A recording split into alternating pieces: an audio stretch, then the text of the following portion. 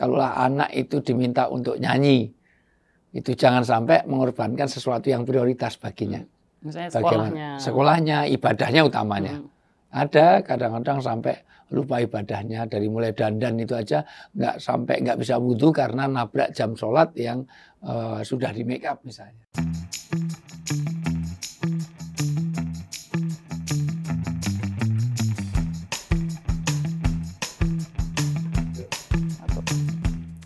Bismillahirrahmanirrahim. Assalamualaikum warahmatullahi wabarakatuh. Waalaikumsalam warahmatullahi wabarakatuh.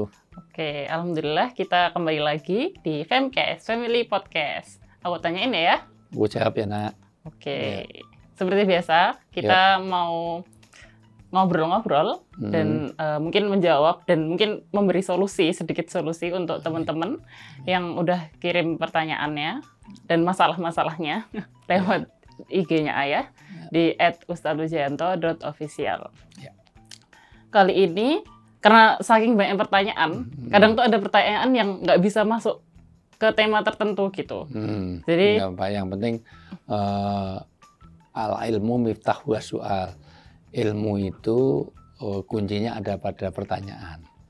Kalau kita nggak ngerti ya kita tanya. Malu bertanya sesat di jalan itu. Tapi kalau kebanyakan nanya juga nggak boleh kalau nggak diamalkan. Karena di dalam Islam bertanya itu baik, tapi kalau bertanya sesuatu yang menyusahkan itu ya nggak boleh. Contohnya dulu di zaman Bani Israel ketika ada satu kurban atau penyembelihan sapi sampai menjadi ayat di dalam surat Al-Baqarah, yaitu peristiwa suruh nyembelih sapi tapi dia terlalu banyak nanya sehingga malah sulit untuk dilakukan. Misalnya kalau kita ada pertanyaan bagaimana sholat di matahari atau sholat di bulan, padahal kita sendiri kuliah aja nggak selesai-selesai sampai dulu skripsi terus itu. Ada yang begitu, tim kita gitu. Itu asal ditanya skripsi, skripsi kok berapa semester itu? Masuk kuliah isinya skripsi terus. Beda-beda kan. Nah, iya maksud saya kartu mahasiswanya aja sampai sederet gitu. Mungkin skripsinya susah kan nggak tahu. Iya, ini keburu dilamar udah itu semuanya. Ya, jadi pertanyaan itu diperlukan kalau memang untuk diamalkan. Jadi jangan atau bagaimana membahas sehari semalam bagaimana hukum daging harimau.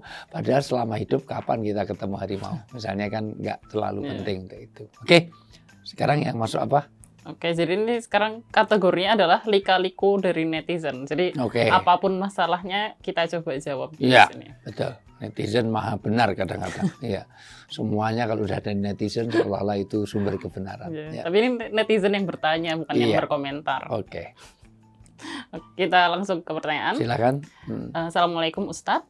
Anak saya yang masih SD senang pentas menyanyi di berbagai tempat. Ya. Awalnya saya hanya menyalurkan bakat dia dengan cara mendukung untuk mengikuti lomba-lomba. Tetapi sekarang ia bernyanyi di agenda besar seperti menjadi pekerjaannya dan dia juga senang Ustadz.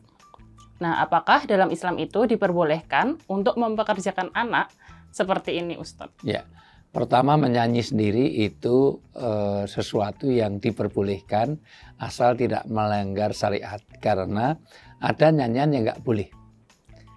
Ada satu hadis, siapa yang asik mendengarkan nyanyian maka akan ditumpahkan cairan besi di telinganya di hari kiamat. Tetapi tentu nyanyi yang dimaksud adalah nyanyi yang dilarang. Satu, nyanyi yang syahwati, nyanyi yang tidak memberi edukasi. Karena ada nyanyi itu bisa didekati dari banyak hal. Dari kontennya misalnya. Ada nyanyian yang dulu tidak baik, misalnya judulnya aja takdir itu kejam, itu sudah melanggar dari akidah. Ada nyanyi ngajak kepada kemaksiatan. Neng ayo neng kita main pacaran lu kok pacaran itu dilarang kok malah ngajak pacaran itu.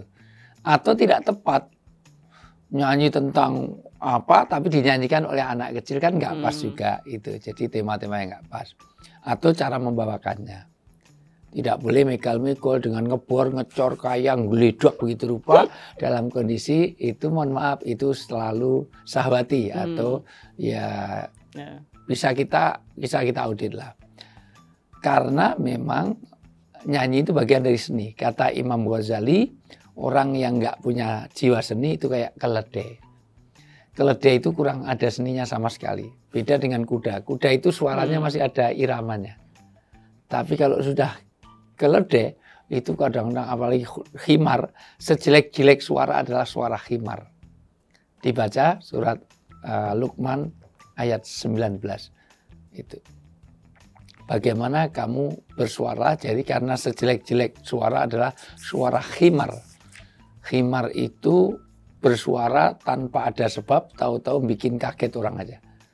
Itu ya, makanya saya tidak mau banyak nyanyi ayah ini karena satu sering menyumbangkan lagu. Karena jadi sumbang gitu. Iya, lagu apapun kalau ayah yang nyanyi jadi sumbang. Nah, karena menyumbangkan lagu. Ya. Oke. Dan sederhanakanlah dalam berjalan dan lunakkanlah suaramu. Sesungguhnya seburuk-buruk suara ialah suara keledai. Iya. Suara keledai, suara khimar, suara dongki. Dongki, khimar itu suaranya nggak enakan. Makanya di dalam hal ini bersuara bagus boleh juga. Wong kita ngimami sholat di imam Masjidil Haram saja cari yang suaranya bagus. Syekh Sudes, Syekh Surem, segala macam itu adalah orang-orang yang Syekh Juhaimi itu orang-orang yang terpilih dalam suaranya bagus, merdu. Tetapi ketika nyanyi itu menjadikan sesuatu yang syahwati tidak boleh. Yang kedua pertanyaannya tentang mempekerjakan anak. Tidak usah agama, di dalam undang-undang perundang-undangan saja mempekerjakan anak kecil itu sudah nggak boleh. Itu mengeksploitasi dalam hal ini. Tetapi ketika anak punya prestasi dan dia dapat karena dari prestasi itu dia dapat finansial, silahkan saja nggak apa-apa. Tapi jangan sampai dieksploitir. Misalnya kalau anak itu diminta untuk nyanyi, itu jangan sampai mengorbankan sesuatu yang prioritas baginya. Misalnya sekolahnya, ibadahnya utamanya.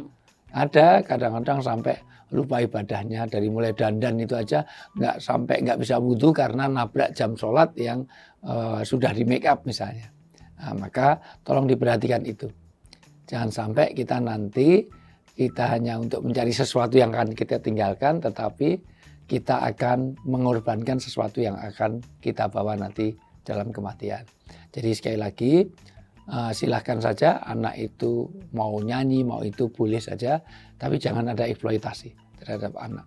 Apalagi dipekerjakan, apalagi dikomersilkan berkaitan dengan hak anak tidak terpenuhi.